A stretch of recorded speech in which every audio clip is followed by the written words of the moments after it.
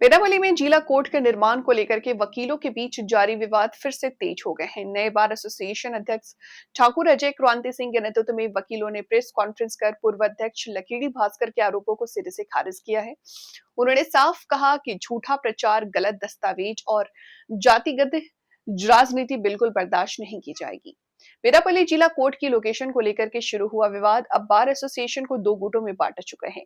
इस मुद्दे पर आज नए अध्यक्ष ठाकुर अजय क्रांति सिंह के नेतृत्व में वकीलों ने प्रेस मीट की। बार एसोसिएशन के महासचिव कोटगिरी श्रीनिवास ने साफ कहा कि पूर्व अध्यक्ष पर अविश्वास प्रस्ताव लाने की खबरें पूरी तरह गलत है। उनके खिलाफ बस 1 साल का सस्पेंशन लगाया गया है, वो भी नियमों के उल्लंघन और निजी फायदे के लिए काम करने के आरोपों के चलते। श्रीनिवास ने बताया कि राघवपुर में कोर्ट निर्माण के समर्थन में किसी भी वकील ने हस्ताक्षर नहीं किए। पूर्व अध्यक्ष ने एसोसिएशन से जुड़े न रहने वाले लोगों से साइन करवाकर अधिकारियों को प्रस्ताव सौंपा है, जो पूरी तरह भ्रामक है। उन्होंने ये भी आरोप लगाया कि पूर्व अध्यक्ष जातिगत राजनीति कर रहे हैं और वकीलों की छवि खराब करने की कोशिश में लगे हैं। बार एसोसिएशन की चेतावनी साफ है, वकीलों पर झूठी बातें फैलाने वालों को स्थायी निष्कासन का सामना करना पड़ेगा। जिला कोर्ट की लोकेशन पर वकीलों ने दोहराया कि कोर्ट जिला मुख्यालय में कहीं भी बने, हमें आपत्ति नहीं, लेकिन राघवपुर प्रस्ताव को किसी भी हालत में स्वीकार नहीं किया जाएगा। प्रेस मीट में रेड्डी शंकर बोंगरी, शंकर ठाकुर, कृष्ण कांति, मम्मी डिम्पली, श्रद्ध कुमार, लानी, नरेश, उद्देड़, गणेश समेत कई वकील मौजूद रहे। जिला कोर्ट की लोकेशन पर जारी विवाद अभी थमने वाला नहीं दिख रहा है। अब नजर इस बात पर है कि सरकार किस पक्ष की बात मानती है और कोर्ट की इमारत आखिर बनेगी कहां। నిన్నటి ప్రెస్ మీట్కు వారు చెప్పిన దాని మీద మేము ఈరోజు మళ్ళీ ప్రెస్ మీట్ పెట్టడం జరిగింది. ముందుగా మా గౌరవ మాజీ అధ్యక్షుల వారు ఒక విషయం తెలుసుకోవాలంటే, ఎగ్జిక్యూటివ్ కమిటీ వారిపై అవిశ్వాస తీర్మానం పెట్టలేదు. మా బైలాస్ రూల్ 4 సెక్షన్ ప్రకారము మెజారిటీ సభ్యుల అభిష్టానికి వ్యతిరేకంగా ఆయన పనిచేస్తున్నాడని చెప్పేసి అతని మీద సస్పెన్షన్ మాత్రం చేశాము. అతన్ని అవిశ్వాసం పెట్టలేదు. అది ఫస్ట్ వారు గమనించాలి. తర్వాత వారికి షోకాస్ నోటీస్ కూడా ఇవ్వడం నిన్న జరిగింది. అది ముట్టిన తర్వాత ఆయన ఇచ్చిన రిప్లైని బట్టి మేము తదుపరి కార్యాచరణ నిర్ణయించుకొని మళ్ళీ ఏం చేయాలనేది అది మా ఈసీ కమిటీ నిర్ణయిస్తుంది.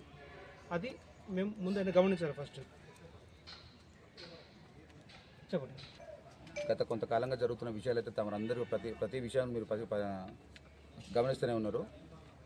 మొన్నటి విషయం ఏమైందంటే, లేటెస్ట్ అప్డేట్ ఏంటంటే, ఎప్పుడైతే మా బార్ ప్రెసిడెంట్ గారు మా బార్ యొక్క ఇంట్రెస్ట్కి వ్యతిరేకంగా మెజారిటీ అంటే 95% కంటే ఎక్కువ మెజారిటీ పెద్దపల్లి కావాలని కోరుకుంటున్నారో వాళ్ళ అభిష్టానికి వ్యతిరేకంగా తను పనిచేయడమే కాకుండా మా యొక్క ఏ ఒక్క ఈసీ మెంబర్ని కూడా మమ్మల్ని కన్సిడర్ చేయట్లేదు, మమ్మల్ని సంప్రదించట్లేదు. అన్ని నిర్ణయాలు కూడా తను సొంతంగానే తీసుకోవడం జరుగుతూ ఉంది. ఆ సొంతంగా తీసుకున్న నిర్ణయాలను బట్టి మేము ప్రతిదాన్ని నేను క్వశ్చన్ చేయడం జరిగింది, అందరం కూడా క్వశ్చన్ చేయడం జరిగింది. ఈ క్వశ్చన్లో భాగంగానే ఇక మేము ఎప్పుడైతే 11వ తారీఖు 8వ నెల దానికంటే ముందు మాకు కొంతమంది అడ్వకేట్స్ అందరూ జనరల్ బాడీ జరగాలని చెప్పేసి ఖచ్చితంగా పట్టుబట్టి సంతకాల సేకరణ స్టార్ట్ చేశారు. ఆయన ఏమనుకున్నాడు, ఇమ్మీడియట్గా తనకు తానుగా అక్కడ కూడా మమ్మల్ని ఎవరిని సంప్రదించకుండా 11/8/2025 నాడు తనకు తానుగా ఒక జనరల్ బాడీ మీరు ఆర్గనైజ్ చేసింది. తనకు తానుగా జనరల్ బాడీ మీటింగ్ ఆర్గనైజ్ చేసింది. దాంట్లో బైసాబ్ అందరూ కూడా 95% మంది అడ్వకేట్లు అందరూ ఏకగ్రీవ తీర్మానం ఏంటంటే, రాఘవపూర్లో కోర్టు పెట్టవద్దు, ఎట్టు తిరిగి పెద్దపల్లిలో పెట్టాలని చెప్పేసి అందరు సభ్యులు ఏకగ్రీవంగా తీర్మానం చేయడం జరిగింది. ఆ తీర్మానం పైన మా ప్రెసిడెంట్ గారు కూడా సంతకం పెట్టడం జరిగింది. దయచేసి కొంచెం జూమ్ చేయండి ప్లీజ్. ఈ సంతకం వారిదేనండి. దాని తర్వాత సెక్రటరీగా నాది, మిగతా అందరు సభ్యులు 93 మంది అండి. చూడండి, 93 మంది సంతకాలు పెట్టి ఈ తీర్మానాన్ని ఏకగ్రీవంగా ఆమోదించి పెద్దపల్లిని కోర్టు పెట్టాలని చెప్పేసి నేను. సో దీన్ని బేస్ చేసుకొని మేము గౌరవ కలెక్టర్ గారికి, గౌరవ జిల్లా జడ్జి గారికి, గౌరవ హైకోర్టు గారికి అందరినీ మేము సంప్రదించడం జరిగింది. సో ప్రెసిడెంట్గా వారు ఏం చేయాలంటే, గౌరవ సభ్యుల యొక్క అభిష్టాన్ని గమనించి వారికి అనుకూలంగా పనిచేయాలి. కానీ వారు సొంత ఎజెండాను దృష్టిలో పెట్టుకొని ఎన్నడూ కూడా వారికి అనుకూలంగా పనిచేయట్లేదు, వారి తీర్మానానికి అనుకూలంగా పనిచేయట్లేదు. మేము ఏదైనా పని చేస్తే కూడా తను పార్టిసిపేట్ అవ్వడం లేదు. సో ఇవన్నీ మేము ఏం చేసినామంటే, అన్ని ఒంటెద్దు పోగలు మేము భరించలేక మాతో కాక మేము ఏం చేసినాం, మాలో ఉన్నటువంటి ఈసీ సభ్యులు ఎవరైతే ఉన్నారో 14 మంది ఉండేనండి. 14 మందిలో 8 మంది, నాతో 9, 8 మంది ఏం చేశారంటే, నాకు ఒక జనరల్ సెక్రటరీగా ఒకదాన్ని గుర్తించి వాళ్ళు నాకు జనరల్ సెక్రటరీగా మీరు ఒక EC meeting, emergency EC meeting call for చేయండి, కాల్ఫార్ చేసినాక మేము అందరం తదుపరి చర్యలు ఉంటాయి వాళ్ళని అని చెప్పేసి చెప్పడం. నేనేం చేసిన, ఖచ్చితంగా పెట్టాలి కదా. మెజారిటీ సభ్యులు ఇచ్చిండ్రు. నేనేం చేసిన ఇమీడియట్గా గ్రూప్లో పెట్టేసిన. అందరికీ అందరూ చూసుకున్నారు గ్రూప్ సభ్యులు. వాట్సాప్లో మీకు చూపించమంటే చూపిస్తాను. అందరూ చూపించుకున్న తర్వాత నెక్స్ట్ డే మీటింగ్ ఆర్గనైజ్ చేసినాం. అందరూ వచ్చిండ్రు. భాస్కర్ అన్న రాలేదు, అధ్యక్షుల వారు రాలేదు. మా కోశాధికారి మా లైబ్రరీ సెక్రటరీ కూడా ఇదే ప్రెమిసెస్లో ఉన్నారు. వాళ్ళు వస్తారేమో అనుకున్నాం, తెలుసు కదా, చూసుకున్నారు కదా, వస్తారేమో అనుకో. వాళ్ళు ఎవరు రాలేదు. ఏం చేసినాం? నా పేరు రెడ్డి నరసింహమన్న గారు. యాక్చువల్గా పాయింట్ నెంబర్ 1, లకిడి భాస్కర్ గారిని ప్రెసిడెంట్ పదవి నుంచి తొలగించారు అనేది ఆయన చేసినటువంటి ఒక అభియోగం. దానికి సంబంధించి వివరణ విషయానికి వస్తే, ఇప్పటిదాకా మన జనరల్ సెక్రటరీ గారు వివరణ ఇచ్చారు. చక్కగా ఆయనను ప్రెసిడెంట్ పదవి నుంచి తీసేయలేదు. పాయింట్ నెంబర్ 1, ఆయనను బార్ అసోసియేషన్లో ఉన్న సభ్యత్వం తొలగించడం అంటే అది కూడా సస్పెన్షన్, టెంపరీ సస్పెన్షన్ జరిగింది. బాధ్యత ఈసీ మీటింగ్ కండక్ట్ చేసుకోవడం జరిగింది. ఈసీ మీటింగ్లో అందరూ ఏకాభిప్రాయం వచ్చారు. ఆయన ఏం చేయాలి, ఒక 1 మంత్ సస్పెండ్ చేయాలని చెప్పి 1 ఇయర్ సస్పెండ్ అని చెప్పి తీర్మానం చేశారు. ఖచ్చితంగా ఇది జరిగిపోయింది. ఇప్పుడు ప్రస్తుతానికి ఆయన మాజీ ప్రెసిడెంట్. నిన్న ఏం చెప్పిండ్రు వాళ్ళు, అసలు బయలాలు ఫస్ట్ గమ్మత్ ఏంటంటే, మేము ఆయన ఇంటరిమ్ సస్పెన్షన్ చేసినాం. అంటే మధ్యంతరంగా ఆయన సస్పెండ్ చేసుకుంటూ ఒక షోకాజ్ నోట్ ఇవ్వడం జరిగింది.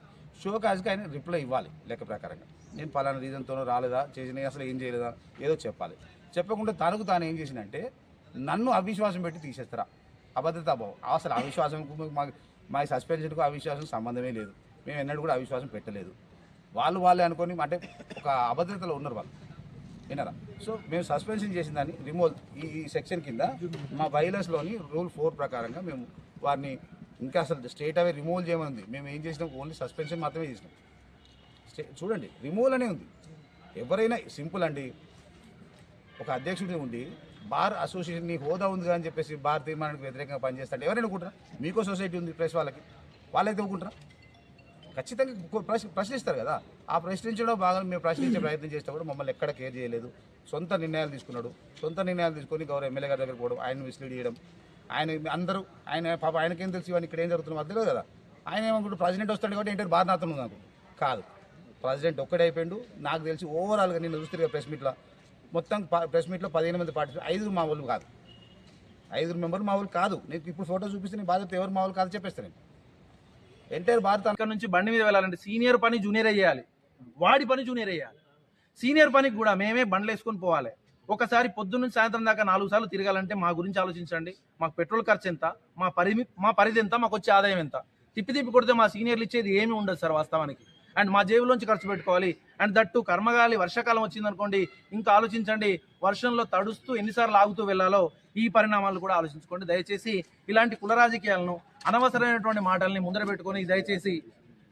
అండ్ ఇంకొకటి మాట చెప్తున్నాను, 14 మంది ఈసీ మెంబర్లు ఉన్నారు సార్. 14 మందిలో ఎంతమంది రెడ్లు ఉన్నారు సార్? ఒక్క రమణారెడ్డి సార్ తప్ప. మిగిలినటువంటి 13 మంది బీసీలు కాదా సార్? ఎందుకు సార్ ఈ రెడ్డి అనే పేరుతోని కుల రాజకీయాలని మీకు అనుకూలంగా మార్చుకుంటున్నారు? దయచేసి ఇలాంటి తప్పుడు పనులు, లేదా మీరు ఏం చేస్తున్నారో తెలియనటువంటి ఒక అసహన స్థితిలో మిమ్మల్ని మీరు తక్కువ చేసుకునే ప్రయత్నం చేయకండి అని చెప్తున్నాను. అండ్ ఇంకొక మాట, సమస్య గురించి మాట్లాడుకున్నాం. సమస్య న్యాయవాదులది సార్, అలాగే సమస్య ప్రజలది, సమస్య మనందరిది, అంతేగాని సమస్య కులముది కాదు.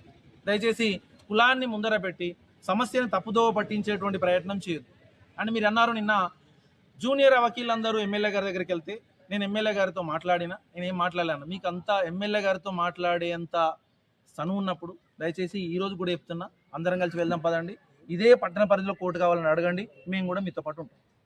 కానీ తప్పుడు ఉద్దేశంతో ఇలాంటి తప్పుడు మాటలు మాట్లాడుతూ, జూనియర్లను అవమానపరుస్తూ, అలాగే కుల రాజకీయాల పేరుతోని అబద్ధ ప్రచారాలు చేస్తూ ఇలాంటివి చదవకండి సార్. అండ్ ఫైనల్లీ ఇంకొకటి, నేను సైతం అంటూ మా సీనియర్ అడ్వకేట్లో ఒక ఆయన వస్తారు పాపం. కాకపోతే దురదృష్టం ఏంటంటే, ఆ నేను సైతంలో అవసరానికి కాకుండా కేవలం వీడియోలకు మాత్రమే, వీడియోలు గ్రూపుల్లో పెట్టడానికి మాత్రమే పనికి వచ్చేటువంటి ఇలాంటి నేను సైతం దయచేసి బంద్ చేసుకోండి సార్. దయచేసి అడుగుతున్నాను. అండ్ మళ్ళీ చెప్తున్నాను, దయచేసి ఎమ్మెల్యే గారికి, అలాగే రెవెన్యూ అధికారులకు అండ్ అందరికి కూడా రిక్వెస్ట్ చేస్తున్నా, పట్టణ పరిధిలో సార్ ఇప్పుడు అవసరం 3 ఎకరాలు మాత్రమే. డిస్ట్రిక్ట్ కోర్టు కాంప్లెక్స్ ఏర్పాటుకు 3 ఎకరాలు సరిపోతుంది. ఆ 3 ఎకరాల ప్రాంతాన్ని చూపించండి, మాకు పట్టణ పరిధిలోనే ఏర్పాటు చేయండి. అండ్ మాకు అందరికీ అనుకూలంగా ఉంటుంది, కక్షిదారులకు అనుకూలంగా ఉంటుంది. ఉన్న పరిధిలో మీరు ఎక్కడ చూపించినా సరే పట్టణ పరిధిలో ఎక్కడైనా సిద్ధంగా ఉన్నాం sir. Thank you so much. ప్రజలది సమస్య న్యాయవాదులది, సమస్య ముగ్గురిది కాదు, 3 గుంటలది కాదు. దయచేసి ఆలోచించుకోండి. థ్యాంక్ యూ అండి, థ్యాంక్ యూ సో మచ్.